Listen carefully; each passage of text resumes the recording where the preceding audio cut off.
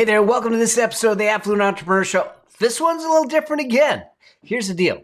I did a live stream all about how do you break through the mental blocks when it comes to money, wealth creation, and that type of thing. Here's what we know. There's a whole lot of stuff going on in our head. There's a whole lot of stories going on that hold us back, that keep us in a place where we don't see money the way we should, where we don't see the wealth that we should have in our lives. And the reality is that we have the mental blocks and we have the habits. Remember, wealth creation is about behaviors. So in this live, I start to break down the things that you can do to build the habits to overcome the stories in your head. So I hope you enjoy this episode. It is a live training that I did. But I wanted to bring it to you because I think this is really important to give to the whole community. So enjoy the episode. I'll see you in the episode. Cheers.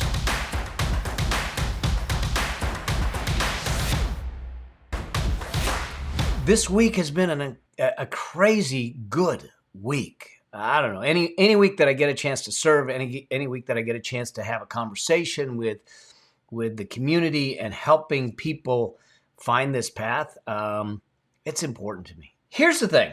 I want to have a deeper conversation around the money mindset blocks that too often entrepreneurs get it wrong. Too often entrepreneurs, they jump into business because they want to have an impact. They want to provide a solution. They want to make a difference in people's lives. They want to improve the human condition. And they believe that along the way, that's also going to give them control and financial freedom. And nothing could be further from the truth. I know that, yeah, I'm just pouring cold water on the parade here. But the reality is that your business was never meant to give you financial freedom. It was never meant to even give you control. It was meant to have an impact. It was meant to create a solution. It was meant to improve the human condition. And it was meant to do that at a profit. That's it. Now it's about what we do with those profits to create the financial freedom that you deserve. So, because here's what I found out, and this whole session was actually a result of a question that came in from someone in the community, and I'll read the question to you because and bring that up in a second as we get into it. But over the years that I've been doing this, I have worked with people that are just starting out. I have had the blessing to work with millionaires, 100 millionaires, billionaires. I've had conversations with them around their money. I've had conversations around wealth and what's meaningful and richness and all that stuff. Here's the interesting thing. It didn't matter whether they were millionaires, billionaires, 100,000aires, whatever it is. Every single one of them, without fail, had some elements of guilt and shame around money. See, some people actually had guilt and shame because they had the money. Some people had guilt and shame because they had the money and they lost the money. Some had guilt and shame because they don't have the money. But nonetheless, they still struggled with the same emotions. They struggled with stories. They struggled with a lot of that went on. And when I first kind of came into this space starting to teach, let's face it, I'm an accountant. We do numbers, columns and rows, and everything adds up and it's beautiful and all of that stuff. So I was sitting back saying, I'm just going to talk tactics. I'm going to tell them what to do, how to do it. I'm going to give you the tools and the frameworks, and that's it. And the mind stuff, I'm going to forget. It didn't take me long to figure out that if we don't deal with the stuff in the head, we'll never deal with the stuff in the bank account. Let me say that again. If we don't deal with the stuff in the head, we won't be able to deal with the stuff in the bank account. And so when we look at this idea of the mindset and breaking through the mind blocks, let's just go back for a second. And those of you that are on Instagram, unfortunately, you won't be able to see this, but I'll explain it to you as we go through it. We talked about in this series, we talked about the whole money story dynamic, the stories that are going on in our head. Here's the thing.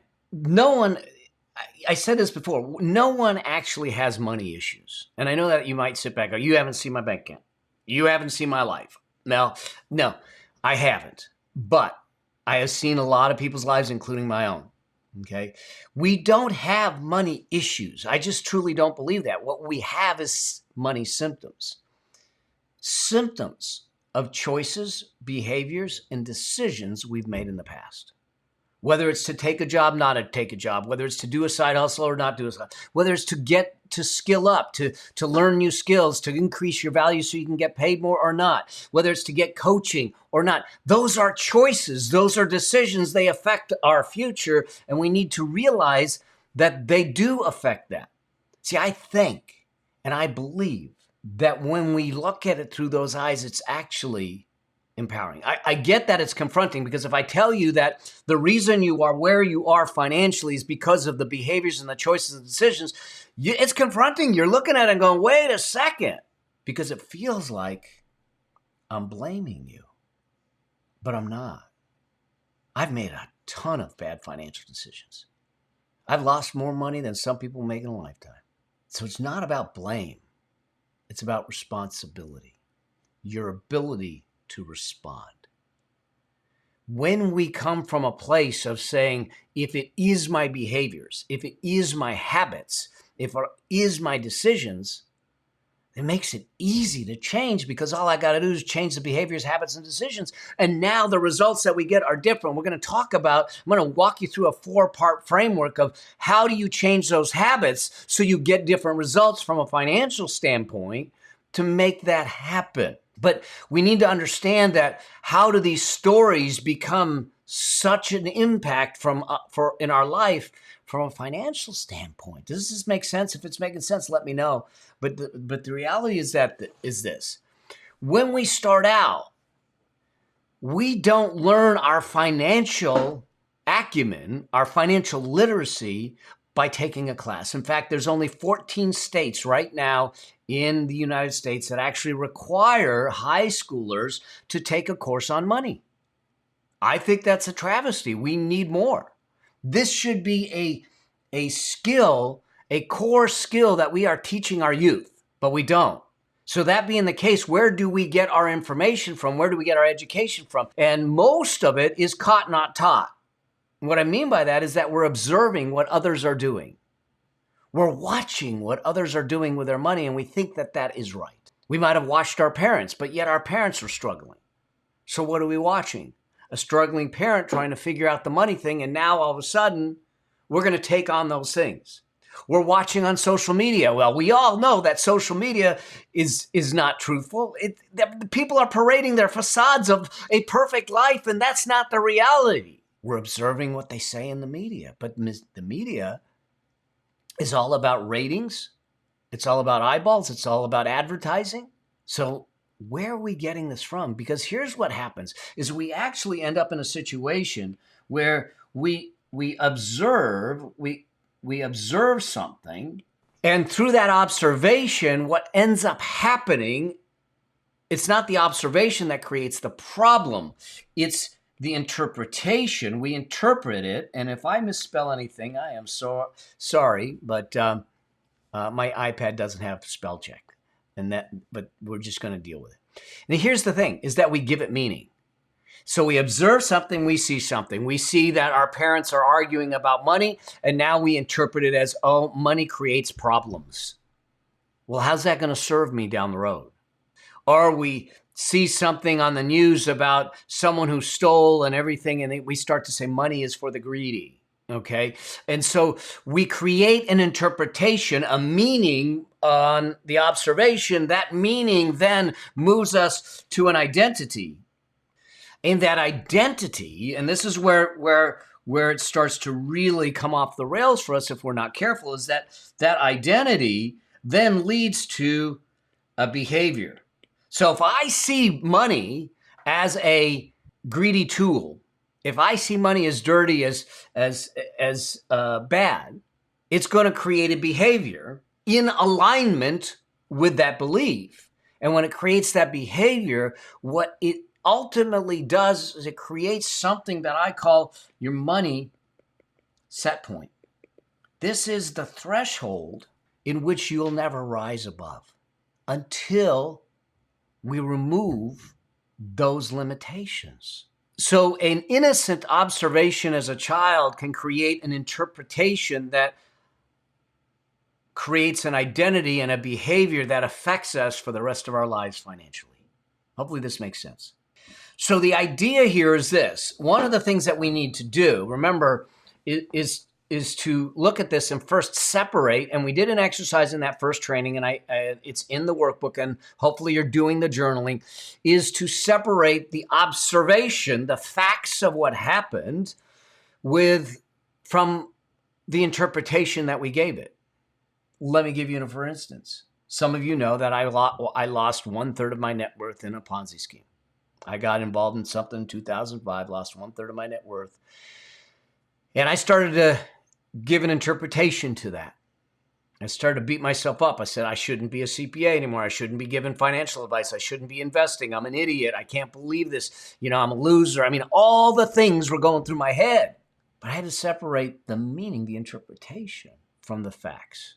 See, if I lived with that interpretation, where would I be? Well, first off, we wouldn't be having this conversation. Second, I wouldn't be at the financial freedom point that I'm at.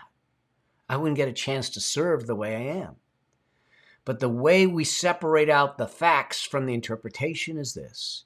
I pretend that I have a camera and I have no sound, so I can't hear anything, but all I can do is see. And you got to look at it and say, well, what in that observation, what would the camera see? What the camera saw is me giving someone money. What the camera saw is me giving someone more money. What the camera saw is this person taking the money and never giving anything back. What the camera saw was that my money was taken from me, but my skills weren't. When I look at it through those eyes, then I can separate the interpretation of me being a loser and the fact that someone took money from me separate and look at it through a different set of eyes. Because it is that point where then I can take responsibility and said, what was my responsibility? Not blame, responsibility to do in this. What caused this? Well, what caused it was me giving money. But really what caused it was me not following financial rules. What caused it was not following sound financial principles. What caused it was me not having the right priorities and processes in place. What did that result in? It resulted in exactly what I'm teaching you all today. It resulted in me turning around and saying, what are the rules that I will not violate moving forward? So I grew out of it. I learned from it. I should have, because it cost me a whole bunch of money. I mean, it is like I paid for 5 PhDs at Ivy League schools with what I lost in that Ponzi scheme. And the worst thing about losing money that way is if you don't take the lessons from it, you will be doomed to lose it again. And so when we start to look at those stories and the interpretations, this isn't about you. As hard as it isn't about you. When you personalize it, like I was saying, I'm a loser, I shouldn't be doing this. I'm personalizing it, but it wasn't about me. There was things that happened that were facts. There are things that I did to allow that to happen. But that's not a judgment on me. It's not a judgment on you. There should be no shame. There should be no guilt. You made choices. I made choices. And now we get to make different choices because we have more information. I learned something. All right. So when we look at it through those eyes, now the situation is, okay, great, Mel. If it is behaviors, how do I bring those behaviors to life? New behaviors to life. How do we bring these new habits? Well, through the training, we're going to talk about the principles that you need, so you can follow principles. And the reason I use principles instead, because some people will say, hey, what should I invest in right now? It's the wrong question to ask. Because investments will come and go. Investments will go in favor and out of favor. Principles, they're here to stay. It doesn't matter time. It doesn't matter what country you're in, what part of the world you're in. Principles are true no matter what. Principles are universal systems of behavior, and that's what's going to drive you well. So let's just look at this. I want to bring up the question that was posed, so it'll set the stage for what we're going to talk about here. And this is from Tina. I will read it to you if I can. Let's see. Hey, there are a couple questions. How do you know if you've truly hit on the right root cause of your money demon. So I call them money demons, the things that are haunting you. There can be so many layers, and there can. I feel like I've done this work before, but obviously still lots of things to flush out.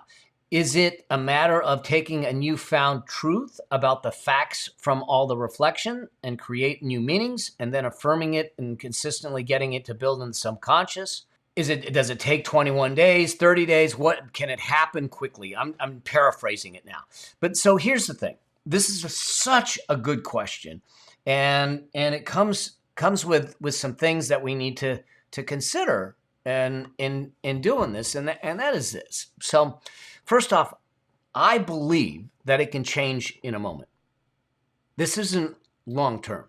But one of the things that we need to understand in order for it to change in a moment is, what's your why? Why do I need to change it? Why do I want to change it? Let me give you, for instance, many of you know that in 2019, I was diagnosed with bladder cancer. They found what they thought was a 5-centimeter tumor in my bladder turned out to be 7.5 centimeters.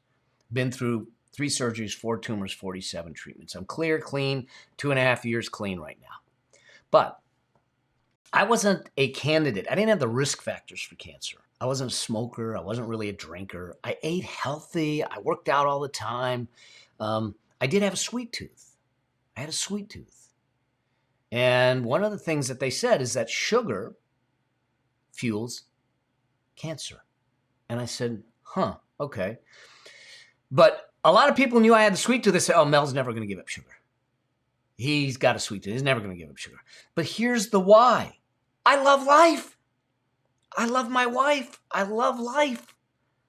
I wasn't ready to give it up. And I said, all right, let me figure this out. Because now, all of a sudden, sugar was no longer pleasure. Sugar was equated to cancer. Cancer was equated to death.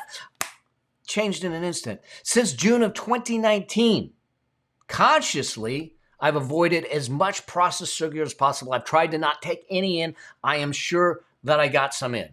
But I am looking at labels. I am asking at restaurants. I am avoiding it at all costs. And it's not that it was hard. It was just that my why was strong enough that I said, I can change it in an instant. So your money habits can change in an instant.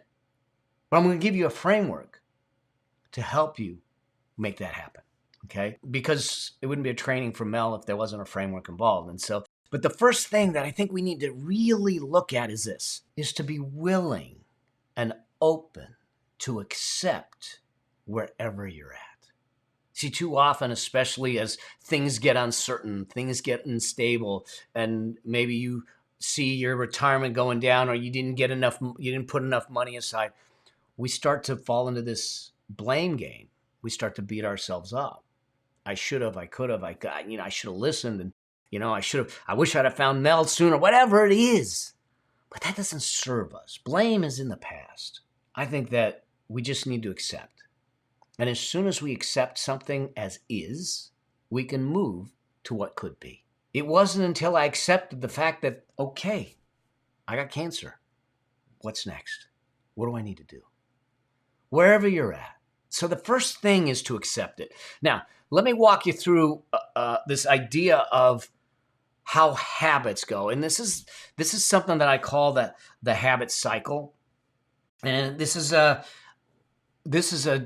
shift in Charles, I think his name is Duhigg, D-U-H-I-G-G. He wrote The Power of Habits. It's a great book.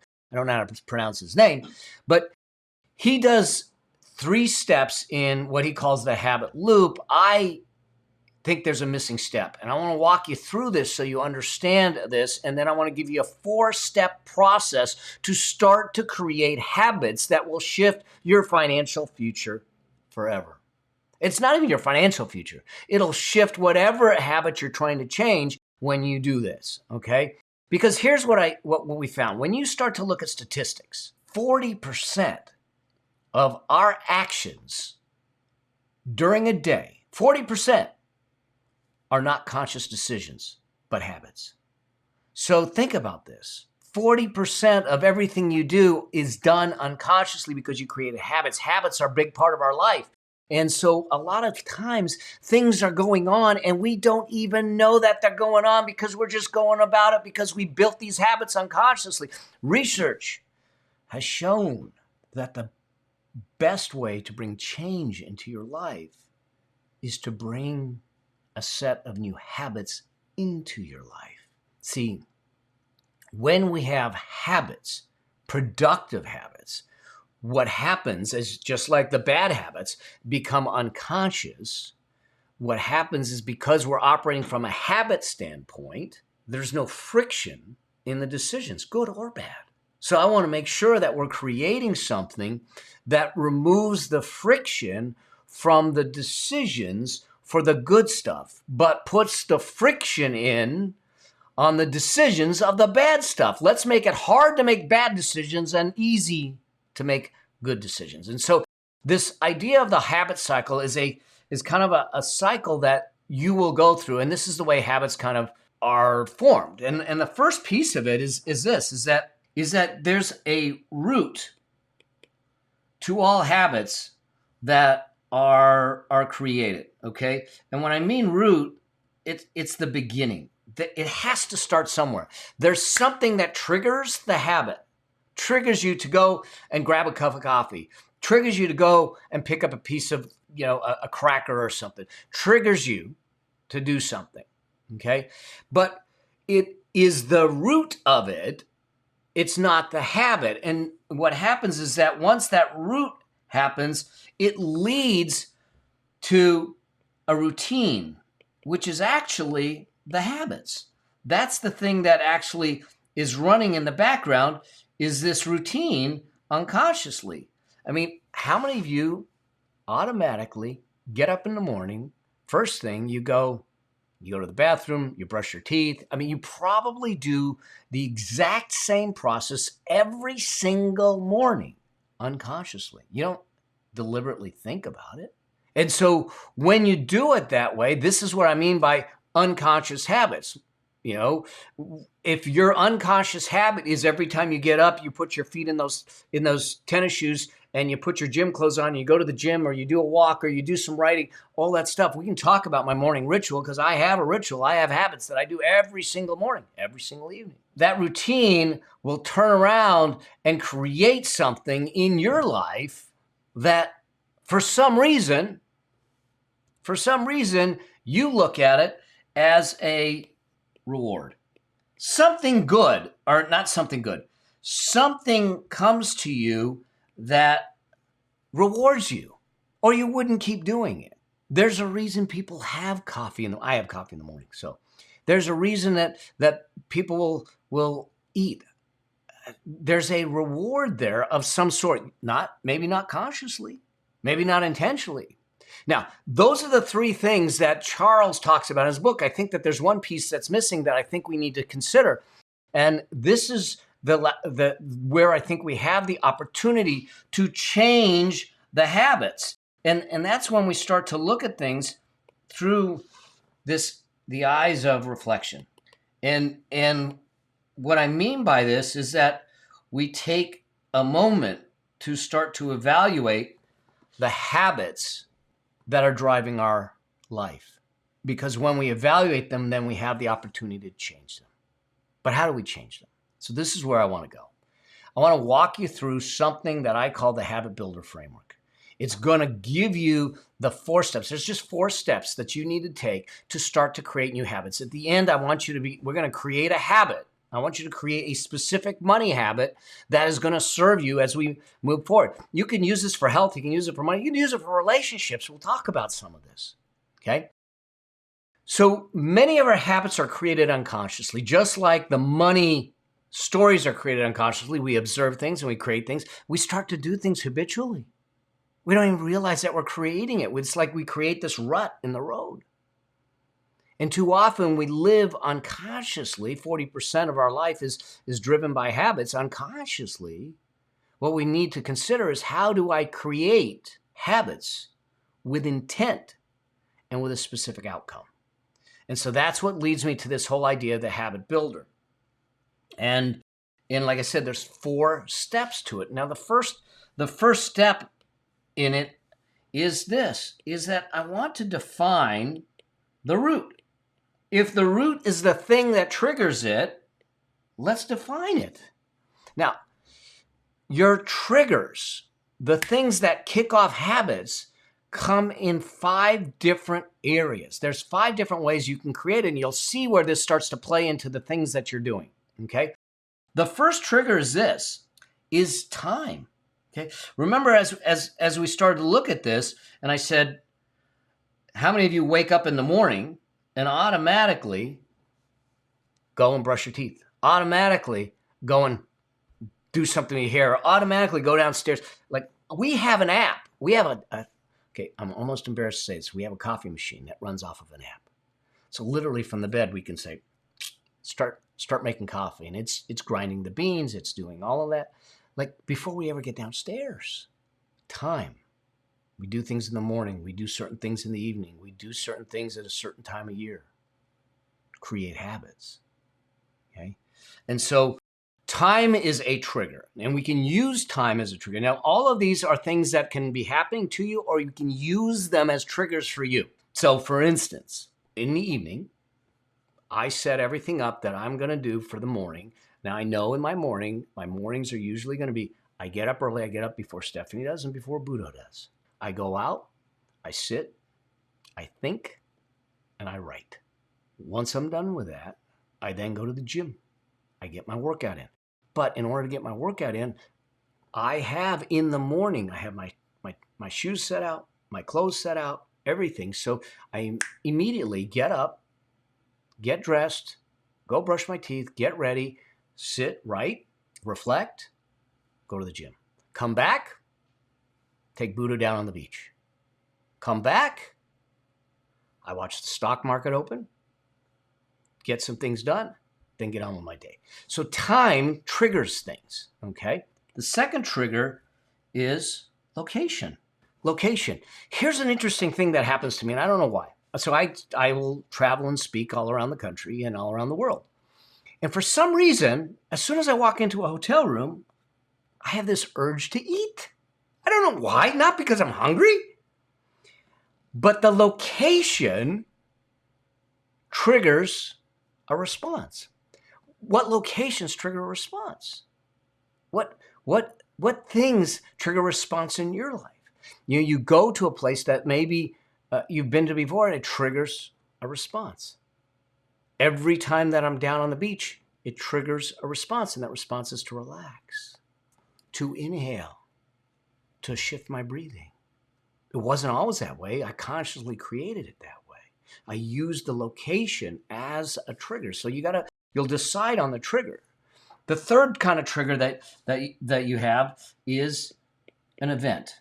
Now, this can be negative, positive. This is where PTSD and things like that can come into play, is that when there's an event, it can trigger a response. Now, I'm embarrassed to say this, but so my wife was, she was out in the field for a while.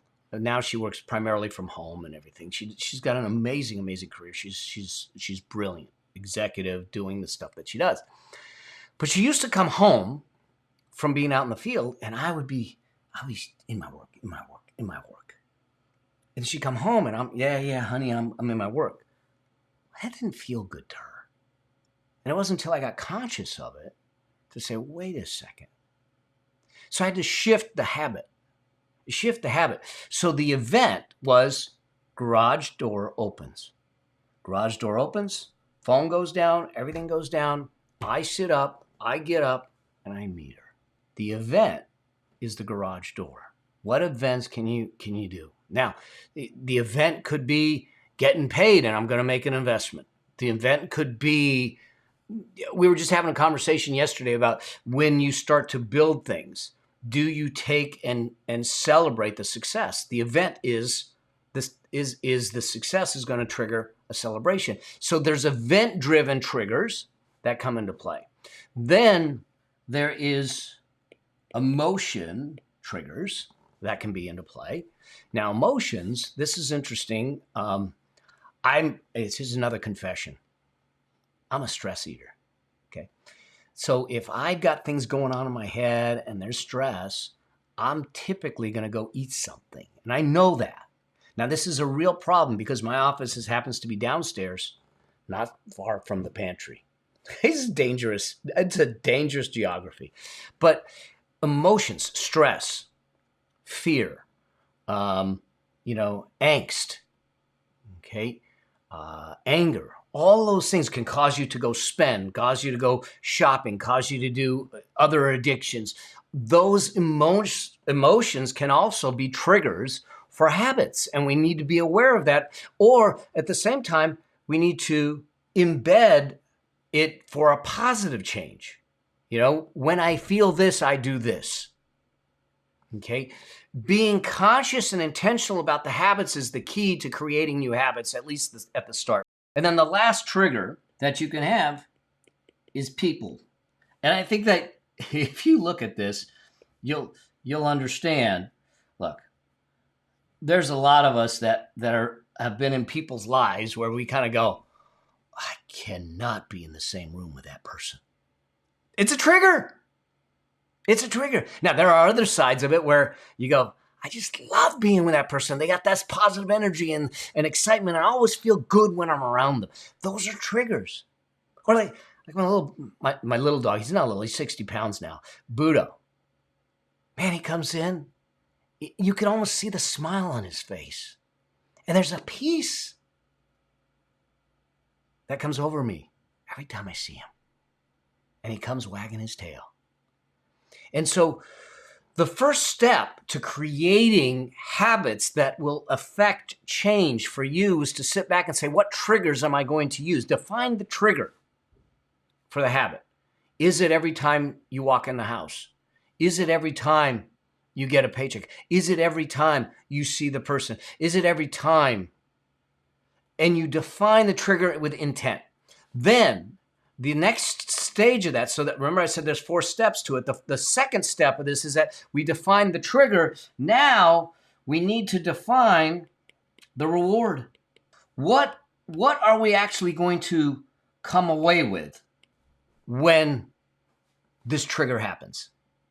Okay, so I decide that instead of going to the pantry to go get crackers or something else, we don't have much junk food since the cancer and everything, I'm going to eat a piece of fruit.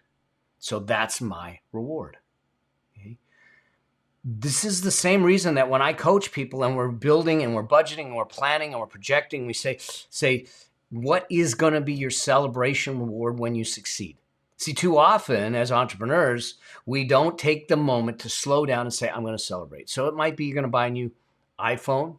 You're going to go on a vacation. You're going to go out to dinner with your spouse, whatever it is, how big or small. Define the reward that would be emotionally compelling and meaningful for you. Okay. And now we define the reward. We now know what the reward is. That leads us to the third stage. And the third stage, and I'll explain this to you, is expectation association. This is something we need to be actually mindful of as we start to look at this. And that is this. Often, especially in today's world, we get moved to do things that we wouldn't otherwise do because of the expectations of others. How many times have you thought about buying something because someone else just bought it? How often are you seeing this stuff on Instagram and going, oh, listen, the reason we got that freaking coffee machine that works from an app is because I saw it on Instagram. But the question is that at what point do you stop and look at it and say, wait, am I making a decision because of the expectations of society, parents, others, my neighbors, my peers, or I'm making a decision that is specific to my intent and my vision from a financial standpoint? See, one of the old kind of sayings was keeping up with the Joneses. We start to make buying decisions because someone else bought it. Give you a for instance. I drive a, yeah, a lot of people know I drive a Tesla. I love Teslas. And I've had a few. And a friend of mine and his wife rode in the back of the Tesla. We went to dinner one time. Literally within a week and a half, he's sending me a text with a picture of him. He put a Tesla on hold. Okay. Wasn't because I expected him to do it, but was he in the market for a Tesla? Was he even in the market for a car? Or did he make a buying decision because of expectation association? This will cost you in the long run if we're not careful about it. Let people live their lives their way. You may or may not agree with it. That's not your choice. Okay? But let's separate and make sure that we are not making buying decisions, financial decisions, money decisions because of expectation association. Okay? So we know how to define the trigger. We know that we got to define the reward, and we know that we have to eliminate the expectation association. Now, there is a positive way to use expectation association, which is the fourth step of this. And the fourth step of this is a belief community. So when we talk about this idea of a belief community, what we're really talking about, how do we put ourselves in a place and with people that understand our vision, our values, our desire, our intent, and where we're going to go and are going to support the journey to get us there. This is why we need coaches. This is why we need mentors. This is why we need masterminds and things like that. This is the good of it. Now, you need people that are not, these aren't people that are in your life that are just going to simply say yes to everything you do. These are people that are going to say, I got you, you got this, you keep going. It's the same thing. It's the reason I do my show. It's the reason I do the things I do. I got this, you got this, and we're going to keep you going. Financial freedom is your birthright. We're going to give you the pathway to make it happen. Let's go claim it. Let's do it with sane and safe conversations. That's it. But at the same time, there will be the same people in this belief community that know you enough that they're going to sit back and hold you to the higher standard that you want to be. That they're going to be willing to look at you and say, you know what? Isn't it true you want this? But these things that you're making decisions on, how do they align with that? That they're willing to lovingly kick your behind and say, hey, you're not living into what you say you're living into. So this belief community isn't just a bunch of positivity. It is a belief community that is moving you in the direction that you want to go. It is supporting the habits. I'll give you for instance. When I got the cancer, one of the things that I did is I stopped sugars, grains, and dairy. I got a dear friend of mine, and we would go out to lunch, and one of our favorite places is this Mexican place. It's not really Mexican. I mean, it's nice stuff, okay? Their tacos are off the charts. And they'll say, they come to the table and they say, would you like, you want to start off with guacamole? You want to start off with chips and guacamole? And you say, yeah, can you bring us chips and guacamole? And do me a favor. Can you bring me some carrot sticks or cucumber sticks and everything? Because my friend doesn't eat the chips. That is a belief community that gets you, that's going to support you in your journey, and that's going to help you move yourself forward. And so when we look at this, we look at it and say, all right, so the 4 steps: define the trigger, the root. And the root could be time, it could be location, it could be an event, it could be emotion, it could be people. The 5 different ways that you can get it. Define the reward, beware of the expectation association, and create a belief community, whether it is a coach, a mentor, a group of people, a mastermind, or some. Do that. I have belonged to masterminds and coaching groups for decades. Okay, I belong to a board of directors. I sit on many companies' boards of directors. One company that was founded in the late 1800s. Why do they have boards of directors? Is because they need perspective. They need a belief community. They need people to help them make the decisions and make sure that they're focused on the goals. It's the same thing. We all need it. And they may not be, this may be hard, but in a lot of cases, it may not be your family. There may be someone else. Okay. So here's the thing. A couple things I want you to do as I close this out. Hopefully you found this valuable. I want you to ask yourself some questions. When it comes to these four things, and you get to this association, ask yourself, what associations do I need to support my desired journey? And we back that truck up and we say, what habits do I need to support the outcome? So what habits do I need to support the outcome? Well, if it's wealth and it's financial freedom, we need a habit of investing, which means that we need savings, we need money management, we need a financial literacy, okay? So what habits do I need? Well, that might include every night reading a couple pages from a financial book. It might mean listening to like a show or a podcast like mine. It might mean getting into a course. Those habits. Then ask yourself, what associations do I need for this journey? Who do I need to be around and be in their world to support me in this journey? Make a list.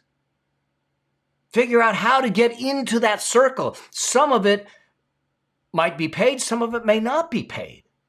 But we need to, listen, no one is self-made. I don't buy into that. Okay? I'm not self-made. First off, I'm not made by myself. I'm made by some higher powers. I'm made by you. You impact me. I couldn't be where I'm at if it wasn't for you. I couldn't be where I'm at if it wasn't for my loved ones. I couldn't be where I'm at if it wasn't for my customers. I couldn't be where I'm at if it wasn't for my teachers, my mentors, my coaches, and my friends. And so self-made? I don't think so. We're all made by the associations and the experiences that we come into. So I ask myself, what associations do I need to make that happen? Now, the next question to ask yourself is this: who do I have to be to have the things that I want? If I don't have the things that I want, a part of that is because I'm not being what I need to be or who I need to be to have those things. Which then leads to this last question of, am I doing the things that a person that has what I want would do? Am I doing the things that a person that has what I want would do?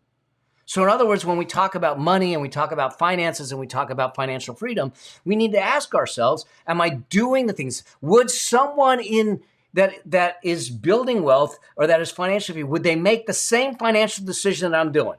To put a bunch of stuff on a credit card, to live beyond my means, to not put money away? And the answer is no. So this is where I think we look at, what associations do I need? Who do you have to be to have the things you want?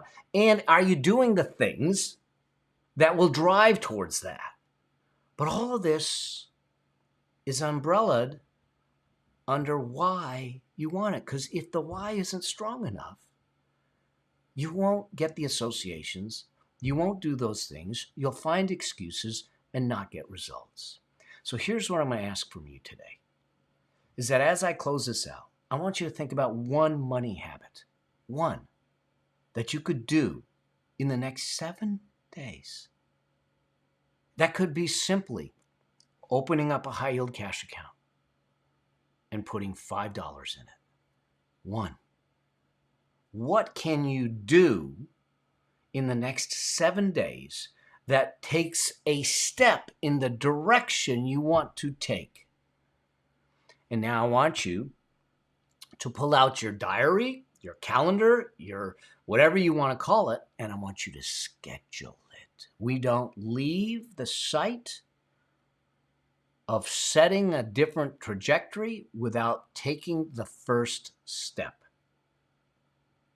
So if it is that I'm going to open a high yield cash account, I'm going to put it on the calendar for Monday, because it doesn't take long. You could even do it today online. Go to Bankrate.com, find a high yield cash account, get it open, and then move $5 in. Remember, I'm not worried about the amount. I'm worried about the habit that you're starting to create. Because if I put $5 tomorrow in, and I put $5 in a week and another week, all of a sudden that gets momentum over time. This is about creating habits that shift behaviors, which shift your results. And when we start to strip away the mind blocks and break them down to behaviors, we now find our way into a different place.